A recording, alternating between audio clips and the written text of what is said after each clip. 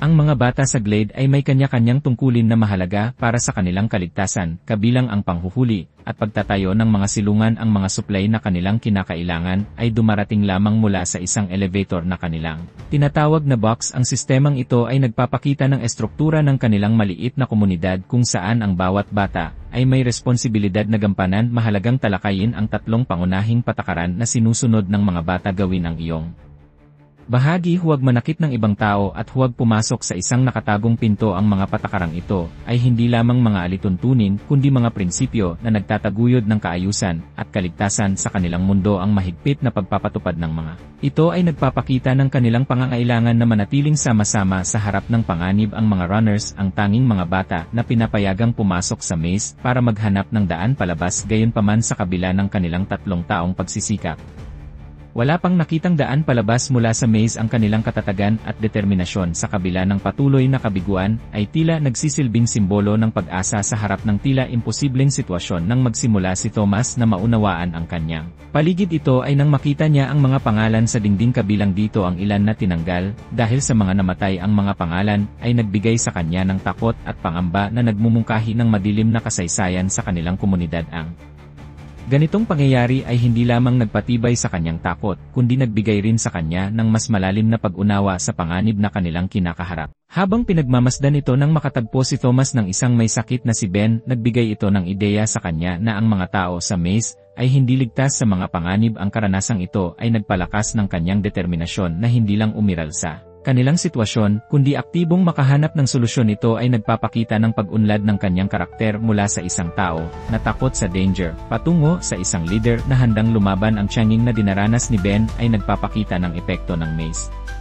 sa mga bata na nagdudulot ng pisikal at emosyonal na pinsala. Ang senyales na ito ng mas malalim na problema sa kanilang mundo ay isang babala sa lahat ng naroroon. Sa katunayan, ang sitwasyong ito ay nag-udyok sa mga bata na magtanong hinggil sa tunay na layunin ng maze at sa kanilang kaligtasan. Nang makatagpo si Thomas ng isang griever, ang kanyang desisyon na umakyat sa pader upang makatakas ay nagkalat ng takot at adrenalina sa kanyang pagpupumilit na hulog siya. Nagdala ito ng mas malaking panganib sa kanyang sarili. Ang insidenteng ito ay patunay ng mga pagsubok at hamon na kinakaharap ng mga bata na nagiging dahilan upang sila ay magpakatatag sa gitna ng kabuluhan. Matapos ang laban kay Griever, nagkaroon ng debate sa grupo kung ano ang dapat gawin kay Thomas. Sa kabila ng mga alalahanin ni Gali, nagdesisyon ang iba na gawing runner siya. Ang desisyon na ito ay nagpalabas ng hidwaan sa kanilang grupo na nagbibigay diin sa mga hamon ng pamumuno at pagtitiwala sa gitna ng takot at pagdududa. Sa gitna ng mga pangyayaring ito, isang bagong karakter ang lumitaw, isang babaeng walang malay na nagdadala ng mahalagang mensahe. Ang kanyang pagdating ay nagbigay ng bagong pag-asa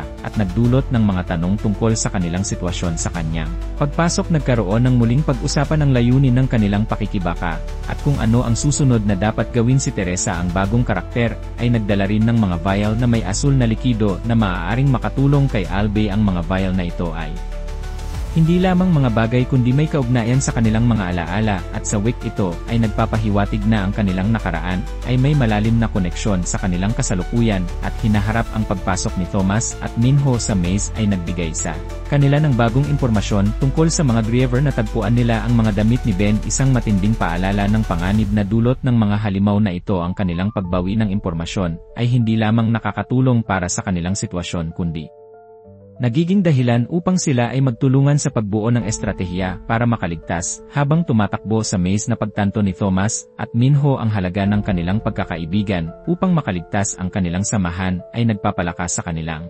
determinasyon na makahanap ng daan palabas. Sa ganitong paraan, ang kanilang kwento ay hindi lamang tungkol sa pisikal na pakikibaka kundi pati na rin sa emosyonal na koneksyon nilang dalawa. Sa kabila ng takot, nagplano si Thomas at ang grupo upang makatakas mula sa mga Griever na sumasalakay. Kailangan nilang magtulungan upang magtagumpay sa kanilang misyon. Ang kolaborasyon at tiwala sa isa't isa ang mga susi upang maabot ang kanilang layunin. Sa kabila ng mga pagsubok na nag-aawait sa kanila sa gitna ng kabuluhan, ipinahayag ni Gali na si Thomas ang may kasalanan sa lahat ng pangyayari. Ang pahayag na ito ay nagdulot ng hidwaan sa grupo na nagpasimula ng pagtatalo sa kanilang mga layunin. Ang ganitong dinamika ay nagiging salamin ng mga hamon sa pamumuno sa mga sitwasyong puno ng takot at kawalang katiyakan. Nang mahuli si Albay, nagdesisyon si Thomas na mag-inject ng Griever Sting upang makuha ang mga alaala. Ang kanyang mga Alaala ay nagbigay ng liwanag sa kanilang sitwasyon. Ang desisyong ito ay sumasalamin sa kanyang pagnanais na mas maunawaan ang kanilang kalagayan at ang mga hamon na kanilang hinaharap. Nag-organisa si Thomas ng isang grupo upang labanan ang mga Griever,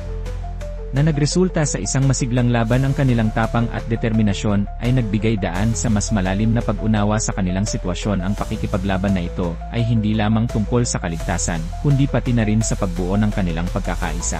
Isang mahalagang bahagi ng laban ay ang pagkuha ng device mula sa Griever na nagbukas ng bagong daan. Ang pagtutulungan ng grupo ay naging susi sa kanilang tagumpay. Ang tagumpay na ito ay hindi lamang nagbigay sa kanila ng pag-asa kundi nagpatibay din sa kanilang samahan at pagkakaibigan. Sa wakas nalaman nila ang tungkol sa WIC at ang kanilang eksperimento sa mga bata. Ipinakita ng video ang tunay na layunin ng maze at ang epekto ng virus sa mundo. Ang kaalaman na ito ay nagdulot ng malaking pagbabago sa kanilang pananaw at nagbigay daan sa kanila sa mga susunod pang hakbang na kanilang tatahakin.